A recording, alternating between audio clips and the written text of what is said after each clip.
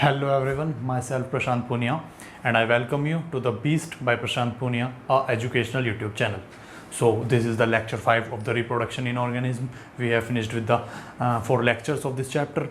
So this is the last chapter, means last lecture of this chapter. So in this today video we will study about post fertilization event and gamete transfer under which the topic comes gamete transfer, zygote, embryogenesis, parthenogenesis, internal and external fertilization, oviparous viviparous.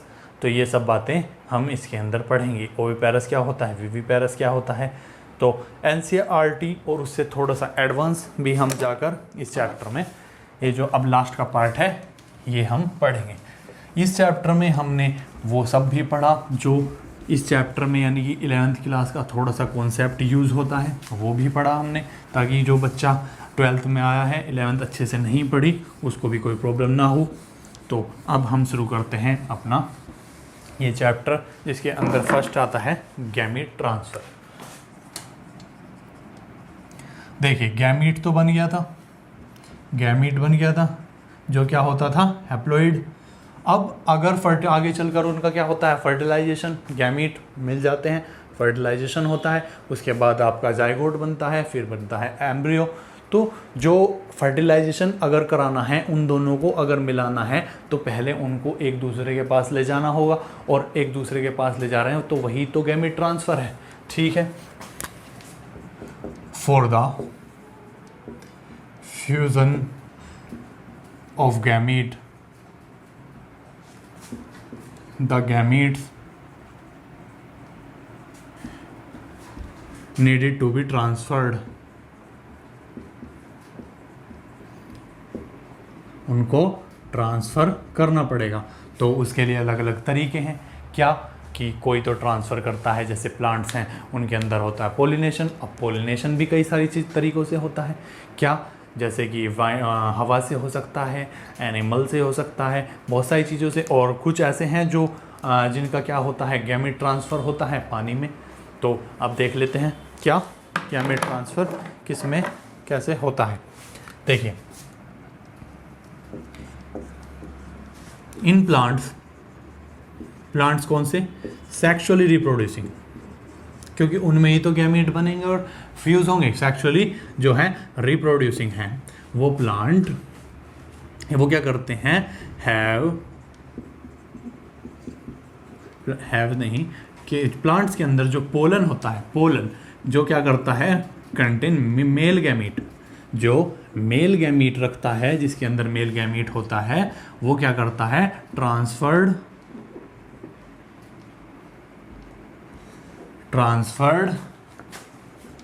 And reach to the किसके पास पहुंच जाता है female gamete के पास, जो किस में होता है जिसको क्या कहते हैं एग. फीमेल गैमीट है आपका एग और वो किसके अंदर होता है इनसाइड ओव्यूल.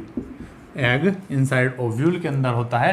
तो पोलन क्या होता है प्लांट में ट्रांसफ़र हो जाता है और फीमेल गैमीट के पास पहुंच जाता है बाय वेरियस मीन्स.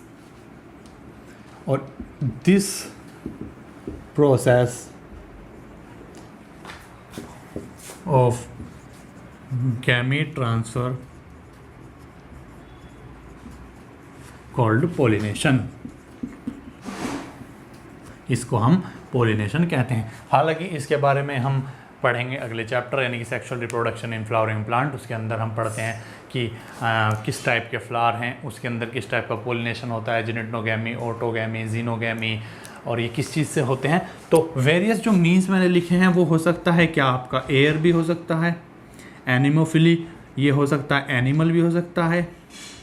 तो ये सब आपका हम अगले चैप्टर में ब्रीफली पढ़ेंगे. इसमें हम ये पढ़ रहे हैं कि किन से होता है और प्रोसेस क्या है गैमीट ट्रांसफ़र की, जिसे हमने पोलिनेशन कहा. ठीक है.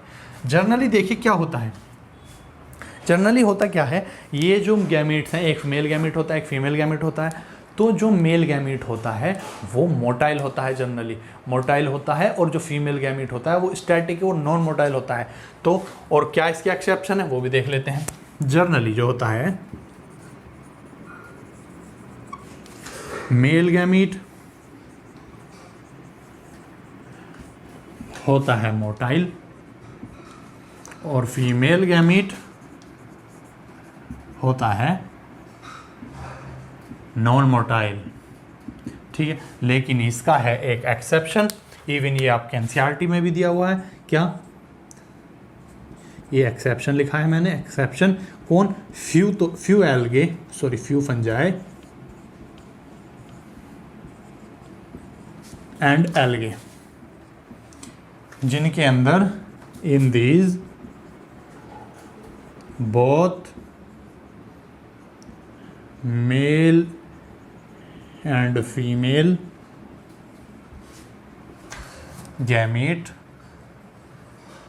Gametes are motile.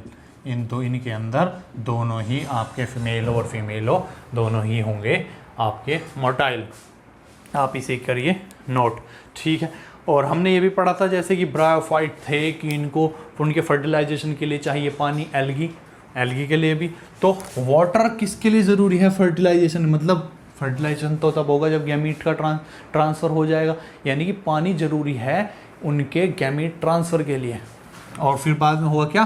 Fertilisation. Water is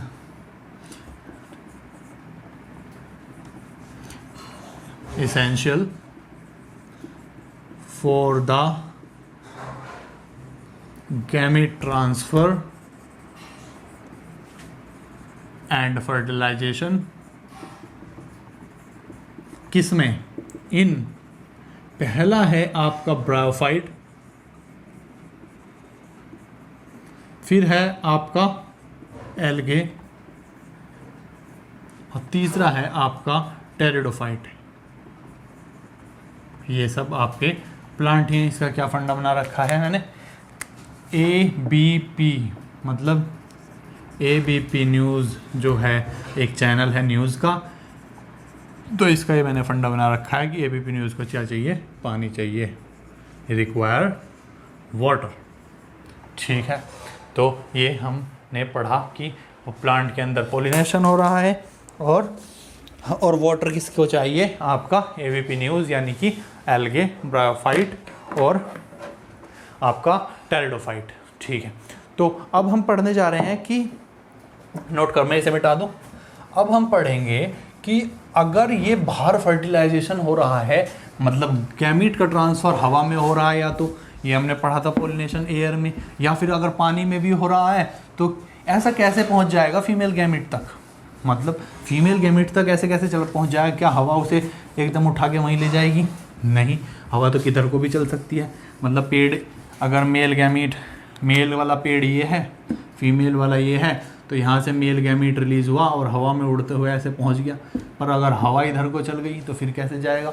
या कुछ भी हो सकता है ऐसी कंडीशन। तो ऐसा क्या होता है, कैसे होता है? देखिए, a large number of gametes are produced। देखिए, जो मैं कह रहा हूँ ये सब बात है पोलन ग्रेन है, तो ये पोलन ग्रेन एक दो नहीं बनते। ये नहीं है कि एक दो बन गया और वही उसी पे ही डिपेंड है। ये बनते हैं बहुत सारे अमाउंट में, बहुत सारे नंबर में। तो जब ये नंबर इतना ज़्यादा होगा तभी तो कोई चांस बनेगा फर्टिलाइजेशन का। हाँ, फर्टिलाइजेशन का चांस बनेगा। तो large number of gamete is produced to enhance the chance of syngamy, that is somewhat क्या? fertilization, जिसको fertilization कहते हैं। तो चांस ऑफ सिनगैमी, फर्टिलाइजेशन, और या फिर कह लीजिए गैमीट ट्रांसफ़र के लिए गैमीट ट्रांसफ़र होगा तभी तो आपका सिनगैमी होगा। ठीक है, तो अब आएगी बात, क्या क्यों ऐसा हो रहा है? क्योंकि because a large number of gametes क्या हो जाते हैं? आर लॉस्ट, या फिर कह लीजिए आप डैमेज्ड। डैमेज इतना अच्छा वर्ड नहीं है, लॉस्ट ही है, क्योंकि खो गए, इधर उधर चले गए अपने पास जहाँ पे फीमेल गैमीट तक नहीं पहुँचे। आर लॉस्ट और not reached to the female gamete. बहुत सारे हो जाते हैं लॉस, और तो उस लॉस को कंपेंसेट करने के लिए कि भाई अब रिप्रोडक्शन तो करना ही है, तो बहुत ज़्यादा अमाउंट में वो पोलन ग्रेन बनाएगा कि कोई अगर इधर उधर जा भी रहा है तो कोई तो चांसेस बनेगा कि वो उससे फ्यूज़ हो जाए, उसके पास तक चला जाए। ठीक है, ठीक है। तो अब ये क्वेश्चन भी लिखा मैंने, मोस्ट क्रिटिकल और most vital event of sexual reproduction क्या होगा? क्या गैमीटोजेनेसिस होता है कि गैमीट का बनना? गैमीट का बनना ज़्यादा इंपॉर्टेंट है, मतलब गैमीट का जो बनना है वो ज़्यादा क्रिटिकल और मोस्ट वाइटल है, या फिर गैमीट का ट्रांसफ़र होना, या फिर फर्टिलाइजेशन होना, या फिर एम्ब्रियोजेनेसिस मतलब एम्ब्रियो बनने के बाद जो उसमें डेवलपमेंट होता है वो होना? तो आपको लग रहा होगा कि गैमीट ट्रांसफ़र, लेकिन आंसर है इसका फर्टिलाइजेशन। फर्टिलाइजेशन क्या है वो हम अभी पढ़ेंगे। ठीक है, तो गैमीट ट्रांसफ़र है इसका आंसर। इसको ध्यान रखिए, मैंने इसलिए करा दी जल्दी पढ़ाने से पहले, क्योंकि ये आप मुझे यहाँ पे बोर्ड का स्पेस चाहिए थोड़ा। ठीक है, तो अब मैं एक और बात बता दूँ आपको फर्टिलाइजर से पहले, क्या जो ऑर्गेनिज्म होते हैं बाइसेक्सुअल, मतलब विच आर बाइसेक्सुअल मतलब दोनों ही सेक्स एक ही बॉडी में प्रेजेंट है, तो दोनों ही टाइप के गैमीट बन सकते हैं एक ही बॉडी में। तो जो ऑर्गेनिज्म बाइसेक्सुअल हैं, देयर इज इजी, किसमें इजी है? इन फर्टिलाइजेशन। फर्टिलाइजेशन में बहुत ज़्यादा इजी है। इजी इन किसमें? Gamete transfer. गैमीट ट्रांसफ़र क्यों? अभी बता रहा हूँ। Gamete transfer for fertilization. क्या फर्टिलाइजेशन के लिए गैमीट ट्रांसफ़र बहुत ईजी है। कैसे? देखिए, फूल जो होते हैं कुछ ऐसे होते हैं जो खिलते हैं, क्लिस्टोगैमस और चैज़्मोगैमस। चैज़्मोगैमस खिलते हैं और जो क्लिस्टोगैमस है वो बंद है। तो बंद है और वो है बाइसेक्सुअल, यानी कि मेल और फीमेल दोनों अंदर ही हैं, यानी कि मेल का गैमीट निकला और अंदर ही फीमेल है, तुरंत वहाँ पे उसका फ्यूज़न हो गया, कहीं उसे एयर की ज़रूरत नहीं पड़ी, या फिर वो ऐसे ही हवा में डिस्पर्स हो गया, ऐसा कुछ होने का चांस ही नहीं छोड़ा इसने। लेकिन जो होते हैं चैज़्मोगैमस, तो वो बेचारा क्या से, या तो फूल अगर बाइसेक्सुअल भी है तो चांसेस हैं कि उस पर आकर हवा से ऐसे गिर जाता है फूल पर क्या पोलन ग्रेन, तो ऐसा भी तो हो सकता है हवा इधर उधर को चल गई तो नहीं गया उसके पास, तो चांसेस कम हो गए किसके अंदर? यूनिसेक्सुअल के अंदर। यानी कि यूनिसेक्सुअल, या फिर ऐसा भी होता है कि एक पेड़ पर फीमेल है एक पेड़ पर मेल है, तो बहुत ज़्यादा मुश्किल है होना, जबकि बाइसेक्सुअल में इजी है। तो अब देख लें क्या इसमें, यानी कि in case of unisexual organism, तो जो गैमीट ट्रांसफ़र होता है, आंसर ओकर बाय मेटिंग। मेटिंग से हो सकता है, या तो जैसे मेटिंग या कोपुलेशन कहते हैं, जैसे copulation, transfer occur by copulation. और इनमें क्या है? Not easy to transfer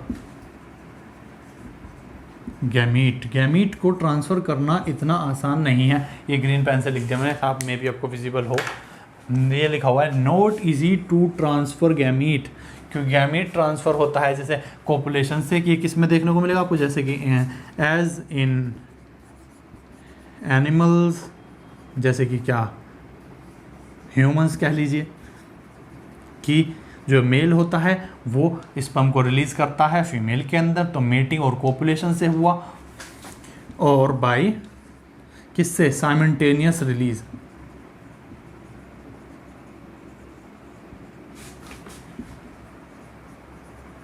simultaneous release यानी कि आप उसे एक साथ रिलीज़ करें गैमेट्स को, जैसे कि फ्रॉग में हम देखते हैं क्या होता है कि फ्रॉग के अंदर फॉल्स कोपुलेशन है, ऐसा कोपुलेशन नहीं है जैसा ह्यूमंस के अंदर है, उसके अंदर होता है फॉल्स कोपुलेशन, और उसमें क्या होता है आपको एम्प्लेक्सिस कहते हैं उसके कोपुलेशन को, उसमें क्या होता है कि जो वो एक तरीके से एक्सटर्नल फर्टिलाइजेशन होता है उनके अंदर, तो वो क्या होता है कि वो वाटर में दोनों ही अपने गैमेट को रिलीज़ करते हैं कि जिससे कि चांस ऑफ फ्यूज़न हो जाए, ज़्यादा चांस बन जाए। क्योंकि एक साथ अगर मेल ने अपने पहले गैमेट छोड़ दिए, फीमेल ने बाद में छोड़ा, तो मे बी उसके मेल गैमेट को कोई खा जाए या फिर वो ऐसे ही पानी में डिस्पर्स हो जाए, तो चांसेस घट जाते हैं अगर अलग अलग टाइम पर उन्होंने अपने गैमेट्स को छोड़ा।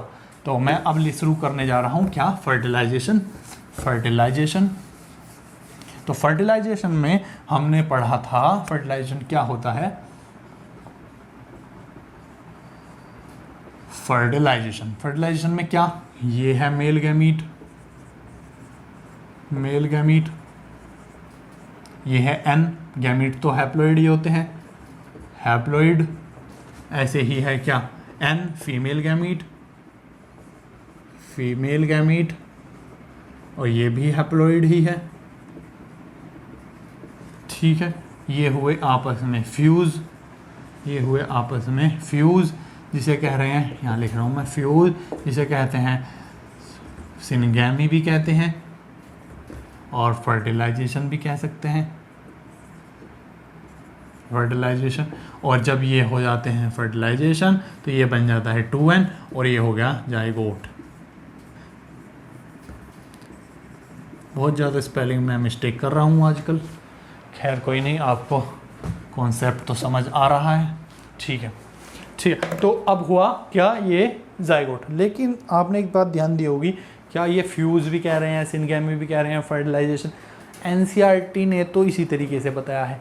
लेकिन असलियत में क्या होता है, जैसे ये मेल गैमीट है एन, ये फीमेल है, मेल को हम रिप्रेजेंट कर देते हैं कैसे, ऐसे, और फीमेल को रिप्रेजेंट कर देते हैं ऐसे, ठीक है। आई थिंक ये नहीं लगता इसमें, ऐसे होता है।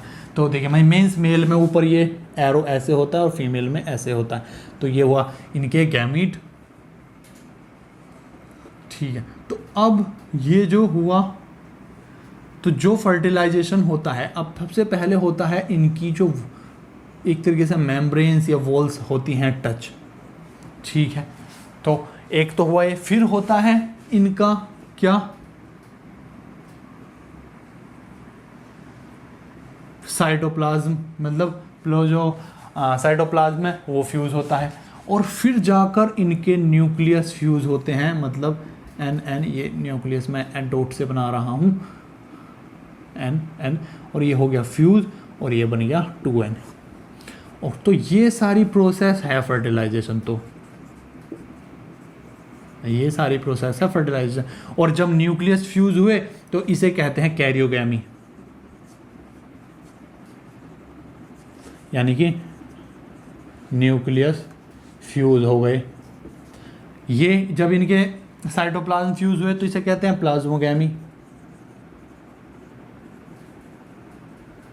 प्लाज्मोगैमी क्या, साइटोप्लाज्म, ये एनसीईआरटी में नहीं लिखा हुआ है, पर ये थोड़ा सा समझना है ज़रूर, क्योंकि तीनों इसने तो आपके तीनों ही चीज़ें क्या कर दी, एक साथ दे दी। और ये जो इनकी वॉल टच हुई है इसे कह देते हैं सिनगैमी। और फ्यूज़न हुआ कि इनका ऐसे ही वो पास आए और मिले, तो फर्टिलाइजेशन एक्चुअली ये सब मिलाकर है। तो सिनगैमी इनकी वॉल से टच होना, और प्लाज्मोगैमी होता है इनके साइटोप्लाज्म का मिक्स होना, और कैरियोगैमी होता है इनके न्यूक्लियस का फ्यूज़ होना, ठीक है। अब आ जाती है बात फर्टिलाइजेशन जो है, ठीक है। इससे पहले मैं एक बात बता दूं आपको कि जो गैमीट प्रोड्यूस होते हैं, गैमीट प्रोड्यूस जो होते हैं वो मियोसिस से भी हो सकते हैं और माइटोसिस से भी हो सकते हैं। कैसे, बाय मियोसिस और बाय माइटोसिस।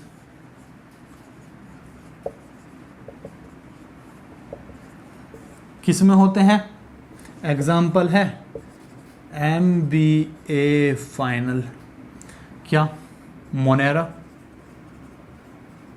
अभी बता रहा हूँ क्या कॉन्सेप्ट है इसका, ब्रायोफाइट, एक सेकेंड, ये एल्गे,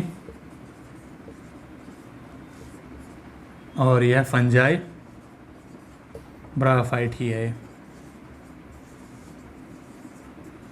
ब्रायोफाइट, ठीक है। मियोसिस से किस में होंगे, जैसे कि एग्जाम्पल है ह्यूमंस,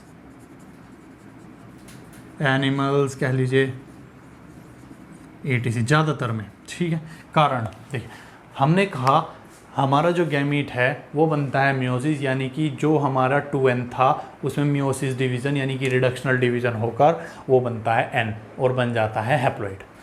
तो रिडक्शन डिवीज़न तो उनमें ही हो सकता है जो खुद डिप्लॉइड हो, जैसे कि ह्यूमन जो है कैसे, ये जो है 2n मियोसिस और ये बन गया n और ये है आपका गैमीट। पर जिनकी बॉडी ही खुद हैप्लॉइड हो तो वो क्या रिडक्शन डिवीजन करेंगे, जिनकी बॉडी खुद ही पहले से n हो तो वो गैमीट में क्या n/2 कर देंगे। क्या ऐसा देखा है आपने, n/2 कहीं देखा है, नहीं हो सकता। तो जो माइटोसिस से डिवीज़न का मतलब गैमीट बनाते हैं उनकी बॉडी खुद ही आपकी हैप्लॉइड होती है, गैमीट भी हैप्लॉइड, बॉडी भी हैप्लॉइड। तो बेचारों की जो बॉडी ही हैप्लॉइड है तो गैमीट में बेचारे माइटोसिस डिवीज़न जो होता है इक्विवेलेंट डिवीज़न से ही गैमीट बनाएंगे, यानी उनकी मेन बॉडी भी n होगी, इनकी मेन बॉडी भी n होगी और गैमीट भी n होगा माइटोसिस से। माइटोसिस में क्रोमोसोम नंबर आधा नहीं होता। ठीक है, ये भी हैप्लॉइड है और ये गैमीट भी हैप्लॉइड है, ये गैमीट। हालांकि थोड़ा छोटा हो गया, दिख नहीं रहा होगा, मैं बोल देता हूँ। ये जो मेन बॉडी है ये है बॉडी और बॉडी है हैप्लॉइड। माइटोसिस डिवीज़न हुआ, माइटोसिस डिवीज़न होता है इक्विवेलेंट डिवीज़न, इक्विटेशनल डिवीज़न कह लीजिए, जिसमें क्रोमोसोम नंबर चेंज नहीं होगा और आपका बन जाएगी आपकी हैप्लॉइड गैमीट।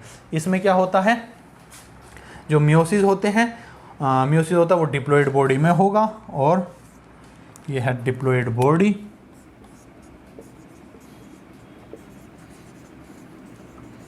और गैमीट बन गया हैप्लॉइड। तो मियोसिस से गैमीट प्रोड्यूस किस में होगा, जिनकी बॉडी होती है diploid, occur in those whose body is diploid। और वहाँ पर लिखें कि occur in those whose body is haploid। तो ये हमें अब समझ आ गया कि गैमीट जो मतलब प्रोडक्शन है मियोसिस से किस में हुआ, माइटोसिस से किस में हुआ। ठीक है, तो ये अब हमें समझ आ गया। अब बात करते हैं टेस्टर आ गया। अब बात कर लेते हैं कि फर्टिलाइजेशन जो है वो किस तरीके का होता है, कि एक्सटर्नल फर्टिलाइजेशन क्या होता है, इंटरनल फर्टिलाइजेशन क्या होता है, यानी कि फर्टिलाइजेशन के टाइप। एक्सटर्नल फर्टिलाइजेशन, जैसे ही वर्ड आपको दिख रहा है एक्सटर्नल, तो एक्सटर्नल मतलब बाहर, फर्टिलाइजेशन होना बाहर, किससे, बॉडी से बाहर। और इंटरनल फर्टिलाइजेशन वो कि जब फर्टिलाइजेशन होगा बॉडी के अंदर। देखिए फर्टिलाइजेशन होगा बॉडी के अंदर, तो ये है एक्सटर्नल फर्टिलाइजेशन और इधर लिख रहा हूं मैं इंटरनल फर्टिलाइजेशन।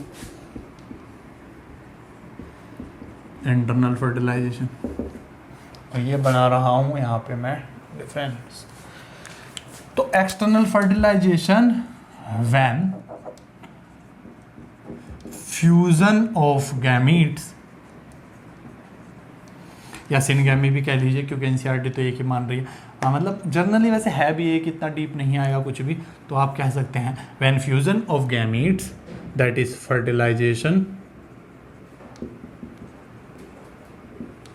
ओकर होता है आउटसाइड द बॉडी से बाहर अगर होता है आपका फर्टिलाइजेशन, मतलब कि मीडियम में उसने छोड़ दिए गैमीट, मेल ने भी छोड़ दिए, फीमेल ने भी छोड़ दिए मीडियम, जैसे पानी मान लीजिए, तो पानी में उसने भी छोड़ दिए, उसने भी छोड़ दिए। अगर उनका हो गया फ्यूज़न तो हुआ बाहर फर्टिलाइजेशन, और बाहर हुआ तो एक्सटर्नल फर्टिलाइजेशन, हमने इसे कह दिया। और ऐसा किस में होता है, एग्जाम्पल एक्वेटिक ऑर्गेनिज्म में ऐसा होता है, जैसे एम्फीबियंस लाइक ये एम्फीबियंस फिशेस मछलियों में और एल्गे में भी ऐसा होता है।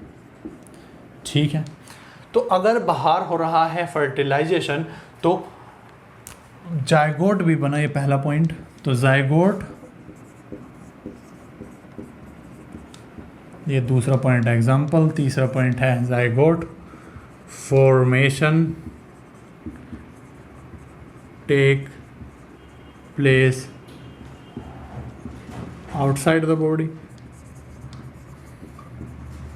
ठीक है, जायगोट फॉर्मेशन टेक प्लेस क्या करेगी, बॉडी के बाहर। अब मेरी बात सुनिए आप, जैसे कि हमने एग्जाम्पल पढ़ा था कि जो फ्रॉग है वो पानी के अंदर अपने गैमीट रिलीज करता है, फीमेल भी पानी के अंदर गैमीट रिलीज करती है, सूडो कोपुलेशन होता है। तो क्या होता है, जो ऑर्गेनिज्म करते हैं, organism exhibiting external fertilization have great synchrony in sexes and gamete release। मतलब जो भी ऑर्गेनिज्म एक्सटर्नल फर्टिलाइजेशन करते हैं उनके अंदर क्या होती है, एक ग्रेट सिंक्रोनी। सिंक्रोनी मतलब एक साथ होना, किस चीज़ का, सेक्सेस एंड गैमीट रिलीज। मतलब अगर वो गैमीट एक साथ रिलीज़ नहीं करेंगे, मैंने कहा था ज़्यादा अमाउंट में बनाते हैं तो गैमीट जब अगर एक साथ रिलीज़ नहीं करेंगे तो वो क्या है, डिस्पर्स हो सकता है या उन गैमीट्स को कोई खा सकता है। तो इसलिए उनके गैमीट्स को एक साथ रिलीज़ होना ज़रूरी है, जिससे कि फ्यूज़न यानी फर्टिलाइजेशन के चांस बने रहें। ठीक है, तो क्या कारण रहा इसका, बिकॉज गैमेट रिलीज। और फिर एक और बात है क्या, a large number of gametes are produced. Gametes कौन से, दोनों, male and female, male plus female दोनों ही गैमेट्स ज़्यादा अमाउंट में बनते हैं। A large number of the gametes are produced to compensate set the loss of gametes in medium में वो कहीं खो ना जाएं, and also chances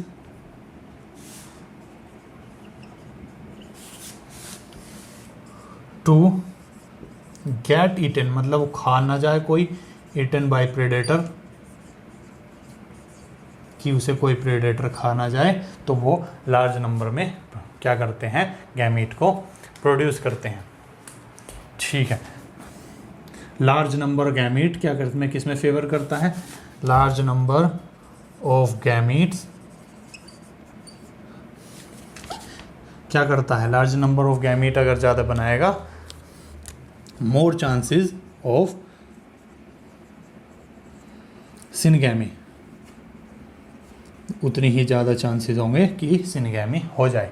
और ऐसा किसके अंदर होता है, मुझे वो मिटाना होगा उस तरफ, किसके अंदर होता है, जो जिसके बच्चे बहुत ज़्यादा बनते हैं। मतलब जैसे आपने देखा होगा फ्रॉग जो टर करते हैं बारिश के दिनों में, तो एक दो तो होता नहीं, फ्रॉग के असलियत में बच्चे बहुत सारे पैदा होते हैं जब पैदा होते हैं। क्यों, क्योंकि अगर प्रेडेटर, ज़्यादातर ऐसा कोई पॉन्ड वोंड में कोई बड़े प्रेडेटर तो होते नहीं कि भाई तालाब में कुछ मछलियाँ हैं बड़ी बड़ी तो वो खा जाएं या कुछ भी, फिर भी होते हैं प्रेडेटर। तो जो पॉन्ड वोंड घर के पास जो तालाब पानी सा भर जाता है कहीं कहीं, तो जो होते हैं वहाँ पे फ्रॉग होते हैं, उनके गैमीट जनरली फ्यूज़ हो जाते हैं, जिससे अगर वो फ्यूज़ हो जाएंगे तो ज़्यादा जायगोट बने तो बहुत सारे बच्चे बनेंगे। ठीक है, तो ये कंटिन्यू चल रहा है यहाँ पर इधर। तो ये स्पेशली ओकर इन ऑर्गेनिज्म, उन ऑर्गेनिज्म में ऐसा होता है who produce large number of offspring. ठीक है, जैसे कि एग्जाम्पल है इसके कौन कौन करते हैं ऐसा, जैसे बोनी फिशेज और फ्रॉग की तो हम कहानी पढ़ ही रहे हैं, बोनी फिशेज एंड फ्रॉग। ठीक है, तो ये आई बात हमें समझ। तो अब एक और पॉइंट हम देख लेते हैं, पांचवा पॉइंट। अगर वो उनका जाइगोट यानी कि फ्यूजन बाहर हो रहा है, यानी कि जाइगोट बाहर बन रहा है, ऑफस्प्रिंग बाहर बन रहा है, तो क्या उस ऑफस्प्रिंग मान ले फ्यूजन हो भी जाए तो उस ऑफस्प्रिंग के क्या चांस है वो बच जाए प्रेडेटर से? प्रेडेटर तो उस बच्चे को भी खा जाएगा। तो क्या है, extremely vulnerable,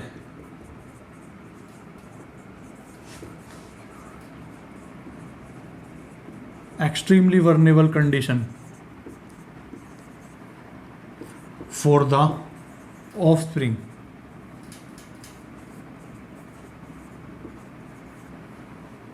due to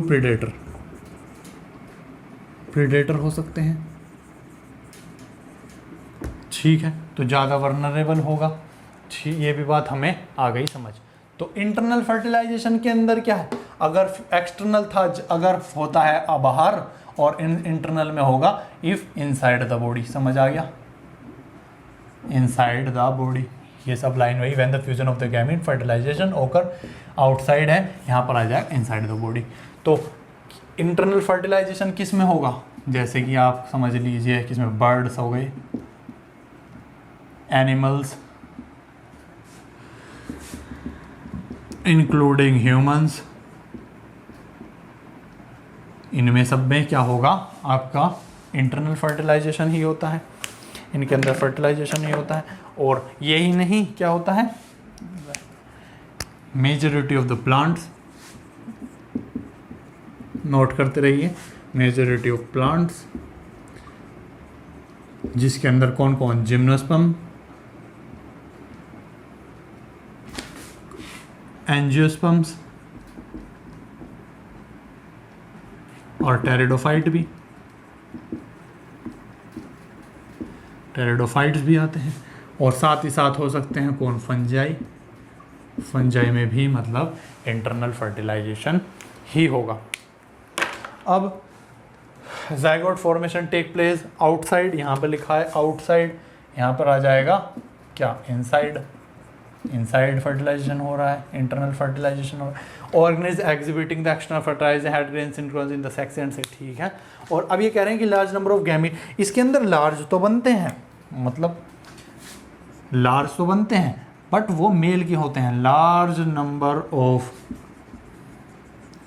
gametes इन किसमें, मेल्स। कौन सा, मेल ज़्यादा होता है, मेल गैमीट ज़्यादा बनते हैं, और फ्यूअर, या बस ये समझिए बस, और बहुत कम होते हैं क्या, फीमेल गैमीट्स। जैसे कि आप ह्यूमंस के अंदर ही देख लीजिए, स्पर्म्स तो होते हैं मिलियंस में, बट एग तो एक ही होता है। तो एग तो एक ही है, यानी कि मेल गैमीट का नंबर बहुत ज़्यादा है, लेकिन आपके फीमेल गैमीट हैं बहुत ज़्यादा कम, और इनको प्रीडेटर का भी कोई खतरा नहीं है। एक्सट्रीमली वर्नरेबल, ये क्या है, नो रिस्क फ्रॉम प्रेडेटर। अब पेट में जाके तो कोई खाएगा नहीं जाकर, फ्रॉम रिस्क फ्रॉम प्रेडेटर्स। ठीक है, प्रेडेटर्स। और ये हुआ आपके सारे पॉइंट, पांचवा पॉइंट ही है। ठीक है, तो ये अच्छी कंडीशंस में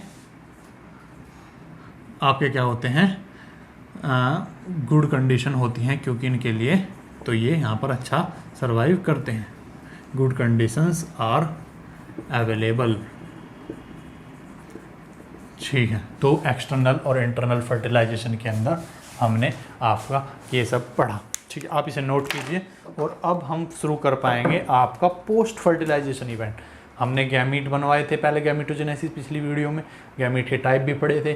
फिर अब हमने पढ़ा था कि गैमीट ट्रांसफ़र, पोलिनेशन पढ़ा हमने, हालांकि थोड़ा छोटा ही पार्ट है वो। अगले चैप्टर में ये आएगा पोलिनेशन की, कैसे होता है पोलिनेशन। फिर हमने पढ़ा फर्टिलाइजेशन, क्या वो गैमीट्स आकर मिल गए, और हमने टाइप ऑफ फर्टिलाइजेशन पढ़ा। और अब हम शुरू कर सकते हैं, आप नोट कीजिए, और मैं शुरू कर रहा हूँ आपका क्या पोस्ट फर्टिलाइजेशन इवेंट, जिसके अंदर आता है एम्ब्रियोजेनेसिस। हाँ, तो अब पोस्ट फर्टिलाइजेशन इवेंट्स के अंदर में से मिटा रहा हूँ, आएगा क्या, जाइगोट। जाइगोट को थोड़ा अच्छी तरीके से पढ़ेंगे, एम्ब्रियो, और थोड़ी सी पार्थेनोजेनेसिस भी पढ़ेंगे। हालांकि एनसीईआरटी में तो बस डेफिनेशन और एग्जांपल ही दी हैं, उसके टाइप के बारे में नहीं बताया, तो हम पार्थेनोजेनेसिस भी पढ़ेंगे। ठीक है, तो पोस्ट फर्टिलाइजेशन इवेंट के अंदर पहला आएगा जाइगोट, फिर आएगा एम्ब्रियो। पोस्ट फर्टिलाइजेशन इवेंट, सबसे पहले जाइगोट बनता है, फिर बनता है आपका एम्ब्रियो, जाइगोट से बनता है एम्ब्रियो। जैसे कि आपको कहानी पता ही है, ये मेल से गैमीट आता है, ये फीमेल से गैमीट आता है, इनका फ्यूज़न होकर बनता है आपका जाइगोट। तो जाइगोट क्या है? जाइगोट है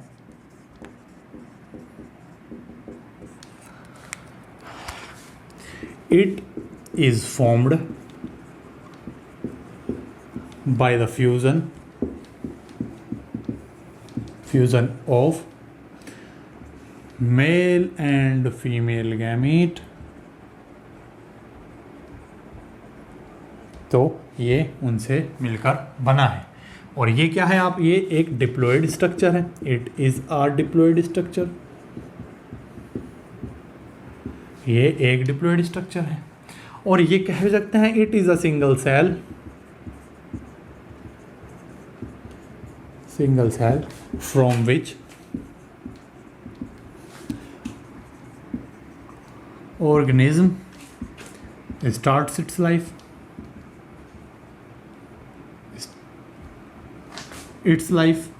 अपनी ज़िंदगी यहीं से शुरू करता है। ह्यूमंस जो हैं, जो हम हैं, वो हम भी पहले जाइगोट से ही बने हैं, हमारी लाइफ ही एक छोटी सेल थी। फिर इसमें फर्दर डिवीज़न होता है, सेल डिफ्रेंशिएशन होता है, सेल डिवीज़न सेल डिफ्रेंशिएशन होता है, उससे ऑर्गन बनते हैं, फिर वो एक बेबी बन जाता है पूरा। तो वो सब हम पढ़ेंगे एम्ब्रियो के अंदर। ठीक है, ये हो गया पॉइंट। अब जाइगोट ये क्या करता है, it ensure continuity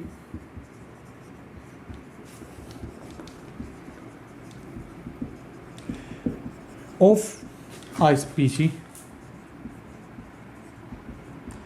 from one generation to next।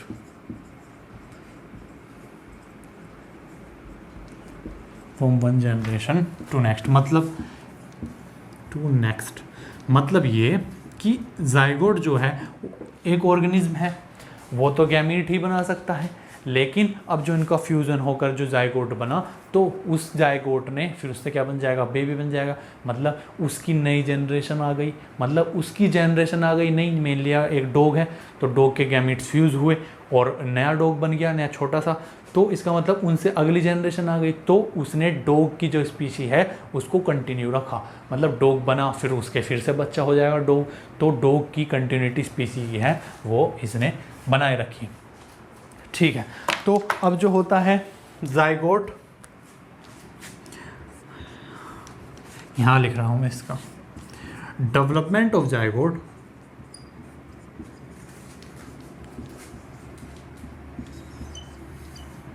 किस चीज पर डिपेंड करेगा? डिपेंड करेगा ऑन द ऑर्गेनिज्म की लाइफ साइकिल, कि उसकी लाइफ साइकिल कैसी है, एंड एनवायरमेंटल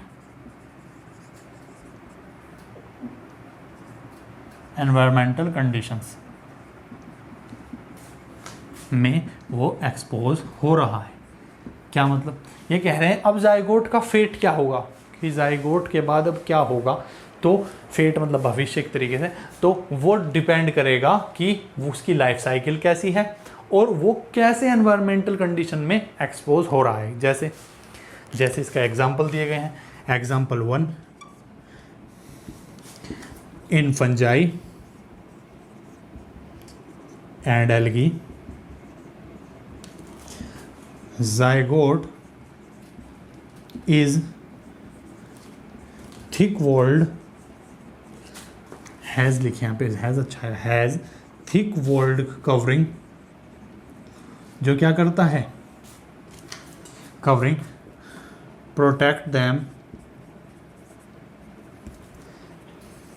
हेल्प दैम, या प्रिवेंट ही सही है, prevent them from designation, them from damage and designation, मतलब उसको सूखने से और डैमेज होने से क्या करेगा, ये वॉल हो जाती है। मतलब फंजाई और एल्गी के अंदर क्या होता है, जो जाइगोट होता है उसके ऊपर एक थिक मोटी कवरिंग होती है जो उसको डैमेज से और सूखने से बचाती है। तो ऐसा क्यों, क्योंकि वो जो जाइगोट और इनका फंजाई और एल्गी का जाइगोट होता है ना, वो एक पीरियड ऑफ रेस्ट में जाता है बिफोर डेवलपमेंट, अंडरगोज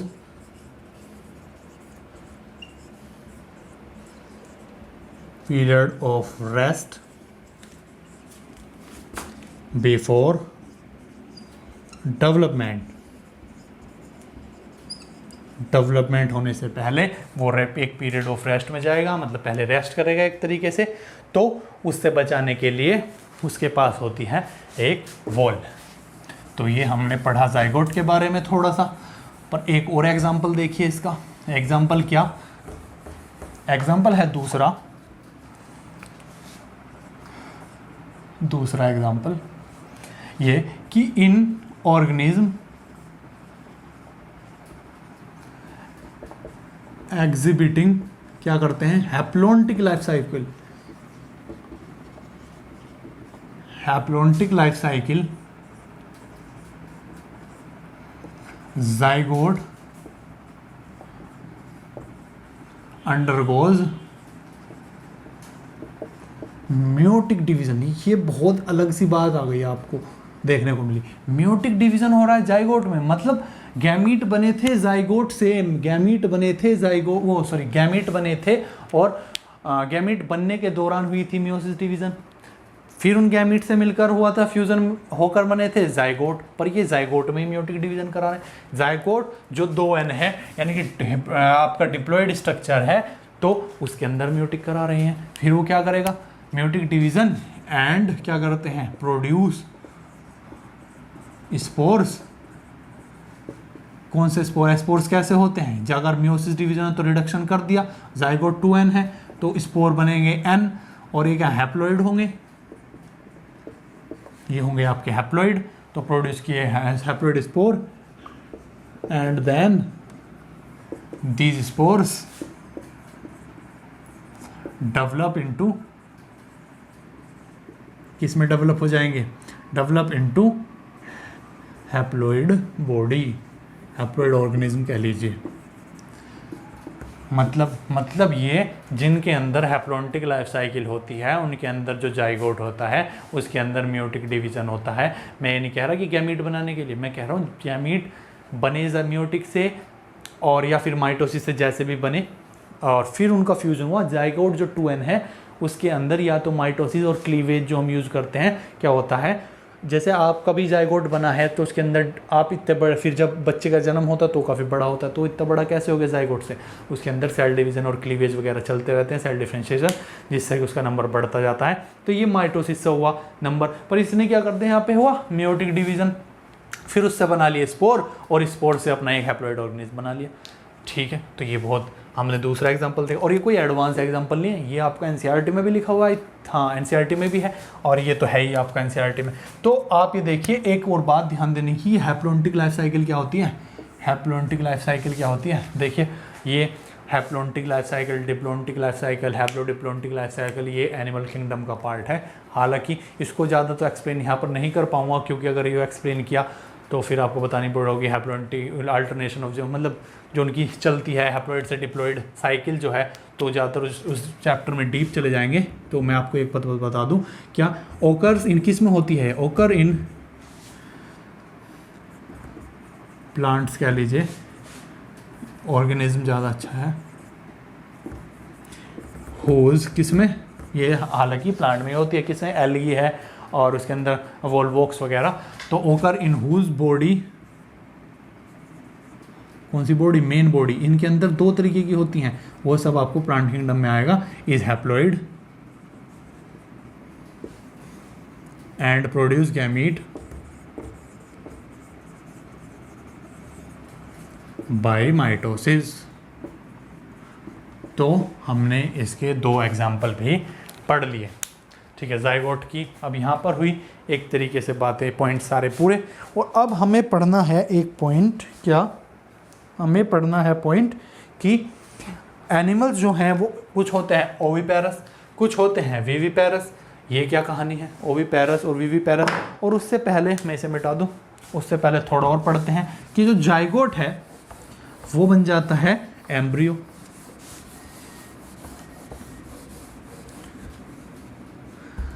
जो जाइगोट होता है, ये कहानी तक पॉइंट है, जो जाइगोट है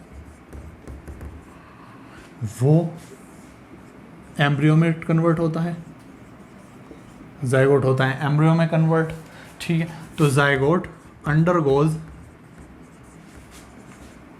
सेल डिवीजन एंड सेल क्या, डिफरेंशिएशन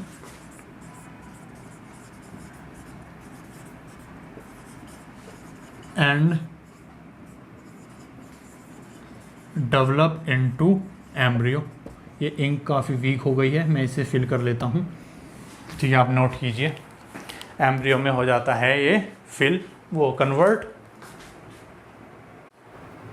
हाँ, तो मैंने कर ली है इंक फिल।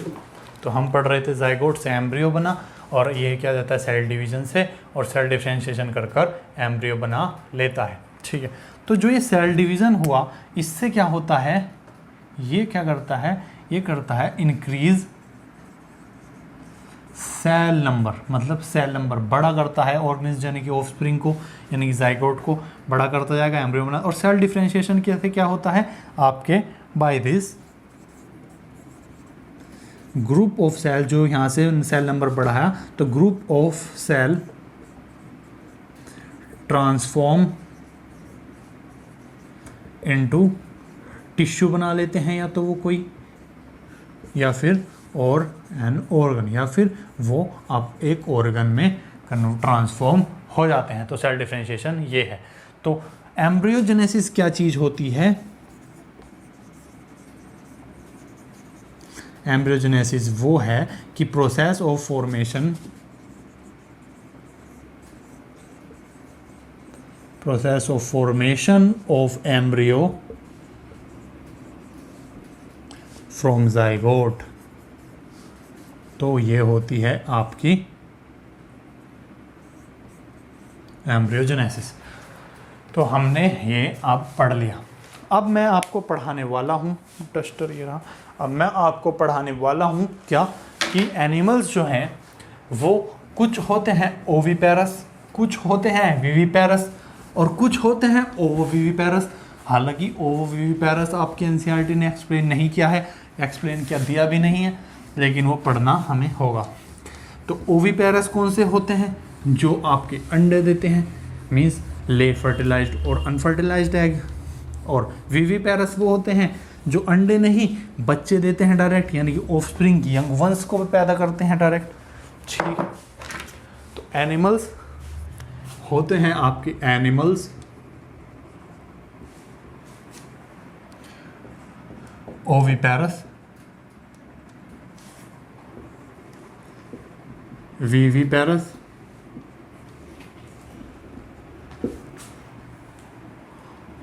ओवोविविपेरस,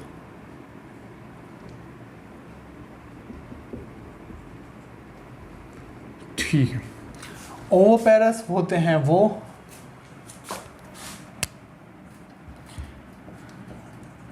ले फर्टिलाइज्ड या अनफर्टिलाइज्ड एग, जो जिन्होंने फर्टिलाइज्ड या अनफर्टिलाइज्ड अंडे दिए। ओविविपेरस होते हैं वो जो क्या करते हैं, गिव बर्थ टू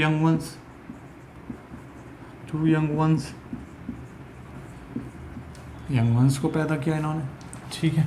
इनके अंदर जो है जाइगोट फॉर्मेशन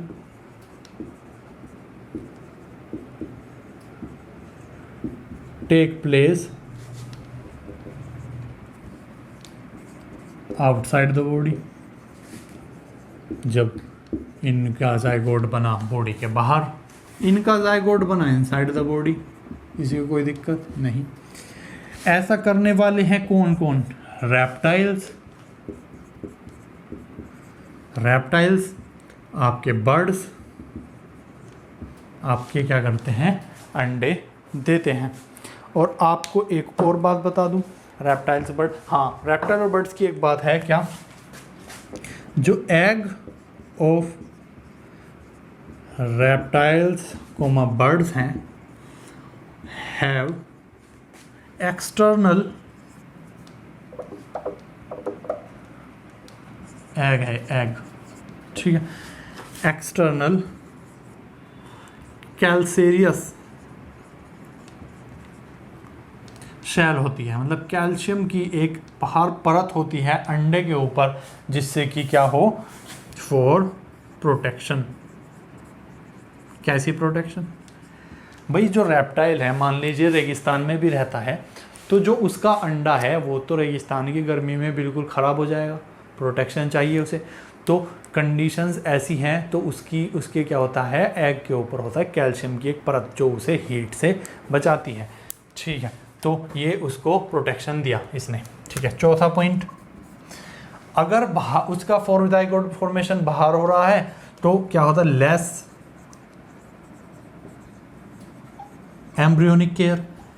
भाई बाहर बॉडी इतने ज़्यादा केयर कैसे कर सकती है, तो लेस एम्ब्रियोनिक केयर है, और लेस चांस ऑफ सर्वाइवल भी है, क्योंकि बाहर ही पड़ा है अंडा, तो उसको प्रीडेटर खाने आएंगे। क्यों? क्योंकि उसके अंदर है न्यूट्रिशन। भाई अंडे के अंदर होता है न्यूट्रिशन, क्योंकि प्रोटीन वगैरह बहुत होता है। जैसे क्रोकोडाइल मगरमच्छ होता है, उसके अंडे खा जाती है कौन, मॉनिटर लिजार्ड, इसलिए वो अपने अंडों को छिपाता है पहले और उनके ऊपर लेटा रहता है ताकि वो मॉनिटर लिजार्ड ना आ जाए। तो ये आपने नेशनल ज्योग्राफिक और डिस्कवरी वगैरह पर देखा होगा। तो लेस चांसेस ऑफ सर्वाइवल। कैसी बात कर रहे हो सर, हम ऐसे चैनल थोड़ी देखते हैं, हम तो मूवीज़ लगाते हैं, सीधे वेब सीरीज देखते हैं हम तो, ठीक है।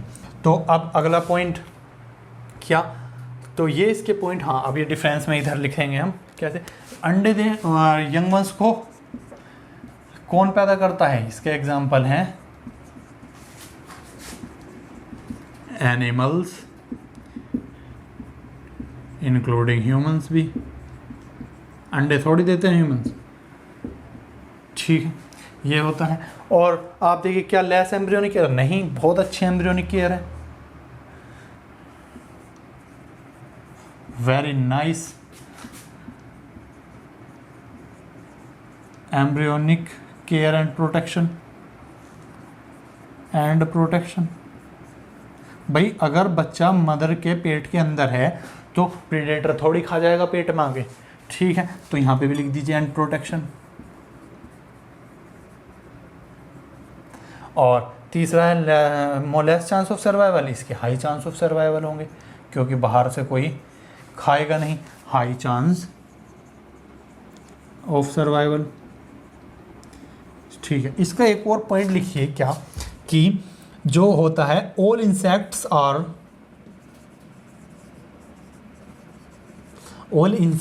क्या होते हैं, ओविपेरस, अंडे देते हैं, एक्सेप्ट एक, कौन सा, कौन, वो है स्कॉर्पियन। वो क्या है आपका स्कॉर्पियन। क्यों स्कॉर्पियन क्या करता है, स्कॉर्पियन तो समझ आ रहा है आपको, एरेक्निड्स, हाँ एरेक्निड्स, ये एनिमल किंगडम में पढ़ेंगे आप क्या होते हैं एरेक्निड्स। और तो ये क्या करता है, स्कॉर्पियन जो है ये ही ऐसा इंसेक्ट है जो आपके अंडे नहीं देता, ये आपका विविपेरस होता है। दूसरा है ये है स्कॉर्पियन, यही ऐसा इंसेक्ट है, ओनली इंसेक्ट, क्या जो है विविपेरस। तो ये कहानी हुई इन दोनों की ख़त्म। अब इसके अंदर मेनली जैसे ह्यूमंस देख लीजिए, ठीक। अब ओवो विविपेरस क्या होता है, देखिए ये एक्चुअली आर विविपेरस होते तो ये विविपेरस ही हैं, होते तो ये विविपेरस ही हैं, पर ये क्या करते हैं, बच्चे को जन्म तो दिया पर अपनी बॉडी से में अपनी बॉडी में रखते हैं। मतलब कैसे, गिव बर्थ देखते हैं to young one but kept offspring inside the body or closely attached। मतलब कैसे, देखिए इसका एग्जांपल है कंगारू। बच्चे को तो जन्म दिया उसने, अंडे नहीं दिए, बच्चे को तो जन्म दिया, लेकिन वो क्या करता है, अपनी एक पाउच होती है उसकी आगे जो पाउच, और उसमें बच्चे को रख लेता है। हालांकि लगता तो जैसे कि बाहर से रखा हुआ है, लेकिन वो उसकी बॉडी का ही पार्ट है। बस उसकी गर्दन ऐसे रहती है, वो ऐसे हाथ से करके देखता रहता है और वैसे कूदता कूदता चलता है। ऑस्ट्रेलिया के अंदर पाए जाते हैं कंगारू, और वो क्या करता है, वो अपनी बॉडी के अंदर रखता है। और इसका दूसरा एग्जाम्पल है, एक तो हो गया कंगारू और दूसरा एग्जाम्पल है इसका शार्क। ठीक है, तो ये हमने ओविपेरस, विविपेरस और ओवोविविपेरस हमने पढ़ लिया। ठीक है, एक हैप्लॉन्टिक लाइफ साइकिल में अगर हम एग्जाम्पल देखना चाहें तो एग्जाम्पल है इसका एल्गीज, एल्गी जैसे वोल्वोक्स, स्पेशली एग्जाम्पल स्पेशली है वोल्वोक्स और क्लामाइडोनास। तो ये ज़्यादा कुछ इंपॉर्टेंट नहीं है, हालांकि एनिमल किंगडम की ये हैं बातें। तो अब ये आप कर लीजिए नोट। तो अब हम पढ़ने वाले हैं क्या, हम पढ़ेंगे कि प्लांट के अंदर यानी कि जो जाइगोट बना उनके अंदर पॉलिनेशन से तो हो गया गैमेट ट्रांसफर, लेकिन जो जाइगोट बना वो उससे क्या क्या मॉडिफिकेशन हुई, आगे चलकर क्या हुआ। देखिए प्लांट की हालांकि सारे डीपली हम जो पढ़ेंगे वो अगले chapter sexual reproduction in flowering plant में पढ़ेंगे कि जो क्या होता है, जो गैमीट होता है वो पोलन ग्रेन के अंदर होता है, और पोलन ग्रेन उड़कर या किसी भी तरीके से कहाँ तक जाता है, फीमेल के स्टिग्मा तक जाता है, और कहाँ से रिलीज होता है, एंथर से रिलीज होता है। और मैं आपको बता रहा हूँ, हालांकि यार अभी इस चैप्टर में ये सब नहीं पढ़ना, एंथर से होता है, और एंथर से फिर वो जब जाएगा फिर उसमें से क्या होगी, वो जब लैंड करेगा उस पर तो उसमें से पोलन ट्यूब निकलेगी। पोलन ट्यूब कहाँ से निकलेगी, जहाँ पर से एग्जाइन एब्सेंट होगा। ये सब बातें अभी आपको अजीब सी लग रही होंगी क्योंकि आपने चैप्टर को नहीं पढ़ा है अभी। एग्जाइन जहाँ पर एब्सेंट होगा, एग्जाइन एस्पोरोपोलिन का, वो सब बातें यहाँ मैं नहीं लिखाऊंगा, लेकिन आपको बता रहा हूँ, नहीं तो उस चैप्टर शुरू हो जाएगा यहीं पर। तो फिर पोलन ट्यूब निकलती है एक ट्यूब से, और वो पोलन ट्यूब जाकर अपना किसके अंदर, ओव्यूल के अंदर अपना एग मतलब अपना मेल गैमेट छोड़ देती है। फिर वो एग से फ्यूज़ होकर मतलब बन जाता है जाइगोट। तो मेल गैमेट ट्रांसफ़र हो गया ओव्यूल तक और वहाँ बन गया जाइगोट। यानी कि इन प्लांट्स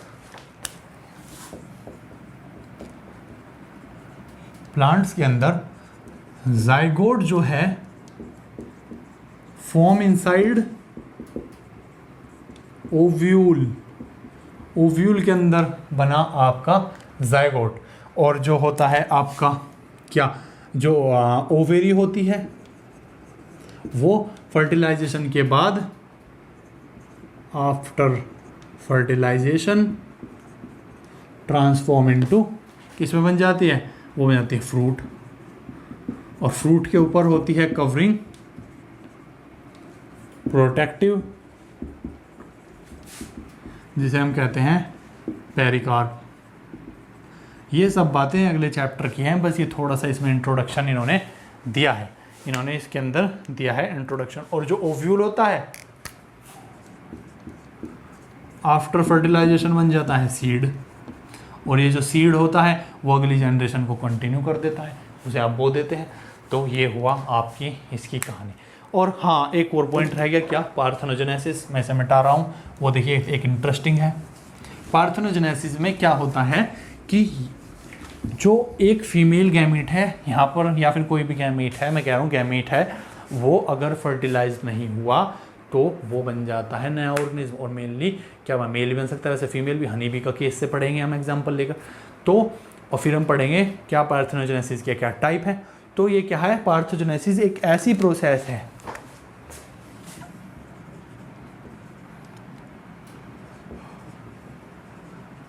इसको हम कहते हैं विर्जिन बर्थ। और ये टर्म दी थी given by bonnet.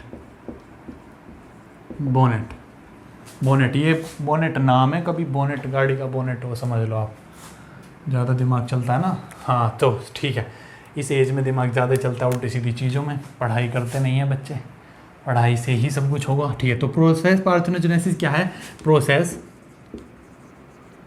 In which haploid gamete develop हो जाता है, develop into new organism, new organism. तो अगर गैमीट से बना होगा तो हैप्लॉइड ही होगा। विदाउट फर्टिलाइजेशन, बिना फर्टिलाइजेशन हुआ, ये इंपॉर्टेंट है, विदाउट फर्टिलाइजेशन। ठीक है, कारण देखिए, अगर हम इसका एग्जांपल देख लेते हैं पहले। एग्जांपल रोटीफर्स, और ये मैं कह रहा हूँ, ये भी मैं एनसीईआरटी से बाहर नहीं पढ़ा रहा हूँ, ये एग्जांपल आपके एनसीईआरटी में खोल कर देख लेना। रोटीफर्स हो गए, आपकी लिजार्ड हो गई, हनी बी हो गया, और बर्ड हो गई जैसे कि टर्की, आई थिंक टर्की। ठीक है, हनी बी इसका बहुत स्पेशल एग्जांपल है, इसी से हम देखते हैं। हम कहानी कर रहे हैं, बात किसकी शुरू, हनी बी की। इसके अंदर क्या होता है देखिए, इसके अंदर जो फीमेल होती है वो होती है 2n, मतलब डिप्लॉयड होती है फीमेल। हमारे अंदर ह्यूमंस हैं, ह्यूमंस के अंदर लड़का भी डिप्लॉयड, लड़की भी डिप्लॉयड, लेकिन इनके अंदर फीमेल जो है वो होती है डिप्लॉयड और मेल होता है हैप्लॉयड। तो अब देखिए, अब अगर एक सेकेंड, अब अगर फीमेल है वो है 2n, वो अगर गैमीट बना रही है तो वो कर लेगी मियोसिस, क्योंकि वो डिप्लॉयड है, रिडक्शनल डिवीजन कर सकती है। तो ये बनाया उसने गैमीट। ठीक है, मेल है भाई, मेल है, ये है क्या, हैप्लॉयड। ये बेचारा बनाएगा अगर गैमीट बनाना होगा इससे माइटोसिस से। मैंने कहा था गैमीट बन सकता है मियोसिस और माइटोसिस से, दोनों से। माइटोसिस से वो बना लेगा जिसकी बॉडी हैप्लॉयड है, तो इसका भी बन गया क्या, एन, ये है गैमीट। और अगर फीमेल होती है डिप्लॉयड, ध्यान देने की बात ये होती है, ऐसा होता है। तो सुनो, अगर इनका हो गया फ्यूजन, अगर इनका हो गया फ्यूजन तो बन गया 2n। और अगर फ्यूजन नहीं हुआ, मतलब ये जुड़े नहीं, मतलब ये अकेला ही रह गया n, कोई सा भी n है, तो ये बन जाएगा मेल। और अगर हो गया फ्यूजन, और फ्यूजन हो गया तो 2n बन गया, और 2n कौन होती है, फीमेल, और तो फ्यूजन हो गया अगर, तो ये बन गई फीमेल। तो डिपेंड करता है कि मेल बनेगा कब, फीमेल बनेगी कब। तो मैं यहाँ लिख रहा हूँ,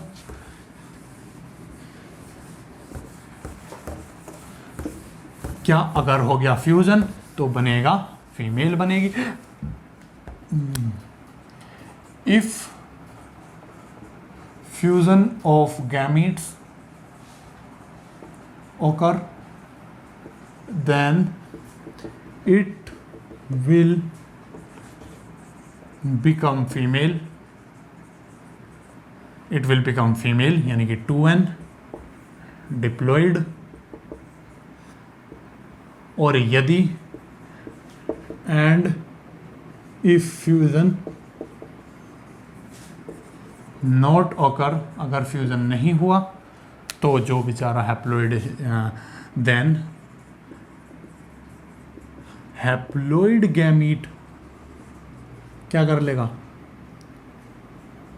डेवलप इनटू ऑर्गेनिज्म बना लेगा, वो होगा एक हैप्लोइड और वो बन जाएगा आपका मेल। यानी कि अगर ये अकेला रह गया तो ये ही मेल बन जाएगा, और अगर ये ये दोनों आपस में मिल गए, अगर फ्यूज़न हो गया तो ये बन जाएगा फीमेल। इनकी भी कहानी है हनी बी की। ये सोशल गैदरिंग में रहती हैं। सोशल गैदरिंग समाज मतलब एक तरह की बिरादरी होती है। इसके अंदर होते हैं 3 चीज़ें, वो सब मैं अभी नहीं लिख पा रहा हूँ। क्या ये होते हैं, ये वैगलिंग डांस भी करती हैं। कि डायगलिंग डांस से कैसे बताती हैं कि ये वो लाती हैं शहद ढूंढकर फूलों पर से शक करती हैं। तो ये वैगलिंग डांस कर कर ये बताती हैं कि इस तरफ नहीं है सोर्स या इस तरफ है, उनका अलग डायरेक्शन होता है। वैगलिंग डांस का मैंने क्वेश्चन देखा है कहीं, ठीक है, ये भी नहीं। इसके अंदर 3 चीज़ें होती हैं, मतलब फीमेल होती है, एक मेल होता है जिसे ड्रोन कहते हैं, और एक वर्कर फीमेल होती है। मतलब फीमेल 2, फीमेल हुई 2।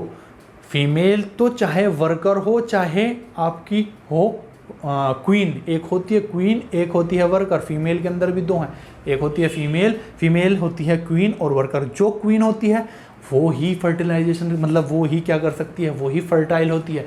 जो दूसरी क्वीन है वो फर्टाइल नहीं होती। कारण क्या, जैसे ही ये फीमेल बनी और अगर इसको खाने को मिल गए रॉयल जेली अच्छा खाना है कहने के बाद, तो ये बन जाती है क्वीन। यानी कि जो क्या करता है, फर्टाइल हो, आगे नए बच्चों को जन्म दे सके, ठीक है। ये तो ये बन गई। और जो दूसरी होती है, जो रॉयल जेली पर खाना नहीं मिला जिसे, तो वो बेचारी रह जाती है इनफर्टाइल। तो वो क्या करती है, वो वर्कर की तरह काम करती है, वो शहद लाती है कर। मेल क्या करता है, मेल के बाद है ड्रोन। वो क्या करता है, जब मेटिंग करनी होती है, कोई भी एक मेल ड्रोन और फीमेल जो क्वीन है वो उड़ते हैं, मेटिंग करते हैं, और करने के बाद उस मेल को मेटिंग करने के बाद फीमेल वापस आ जाती है अपनी जगह पर। जो उनका छत्ता होता है, वास्प होता है, और क्या कहते हैं उसे, पता नहीं, मेरे ध्यान नहीं आ रहा वर्ड, जो वर्ड होता है किसके लिए, उनका जो घर होता है, हाउस कह लीजिए। तो फिर क्या होता है, और उस मेल को फिर उस हाउस में एंट्री नहीं दी जाती, वो गया बाहर रहेगा। मतलब उनका जो ग्रुप होता है उसमें एंट्री नहीं दी जाती उसे, और वो बेचारा बाहर, और जो क्वीन होती है वो फर्टाइल होती है। तो ये सब इनकी भी कहानी होती है, और ये बात सच है कि ये नहीं है कि ये कुछ इन पर स्टडी हुई है। तो ठीक है, अब हम पढ़ने जा रहे हैं क्या, पार्थेनोजेनेसिस का टाइप। बस यही पार्ट रह गया अब इस चैप्टर में, हमने सब चीज़ें पढ़ी। पार्थेनोजेनेसिस का टाइप,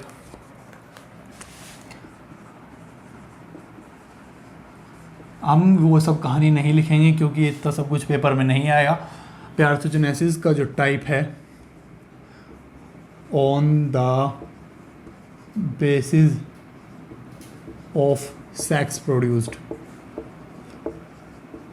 हमने तो एग्जाम्पल लिया था कि हनी बी का, तो क्या पता और में किसी और तरीके से होती हो, क्या पता और में इसमें तो बन गया जो फर्टिलाइजेशन है उससे मेल, और में क्या पता कुछ और बनता है।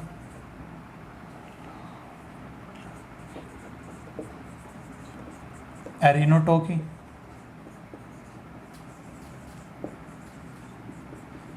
थैलोटोकी, ये पढ़ लीजिए पहले।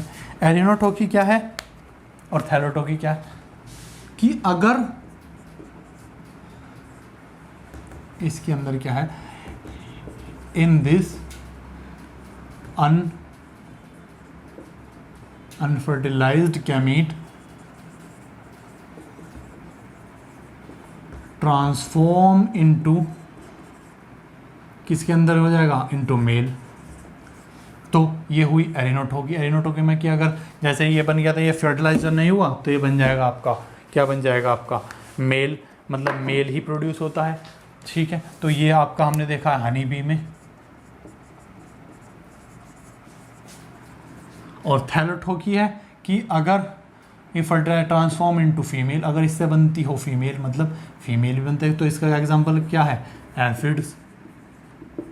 एफिड्स होते हैं कीड़े, ठीक है। एफिड्स होते हैं कीड़े जो होते हैं। ऑर्थोपोड, ये एनिमल किंगडम में आप लोग ये सब पढ़ते हैं, सब फाइलम वगैरह। ऑर्थोपोड, एनसीईआरटी ने सिर्फ ये ही एग्जांपल दिए हैं, ठीक है, लेकिन होता तो और किसी में भी होगा। तो थैलोटोकी हो गया, एरिनोटोकी हो गया। तो थैलोटोकी में अगर अनफर्टिलाइज्ड गैमीट ट्रांसफॉर्म किसमें हो जाता है, एरिनोटोकी में मेल बनता है उससे, और इसमें बनता है फीमेल। और एक होता है और क्या, एम्फिटोकी।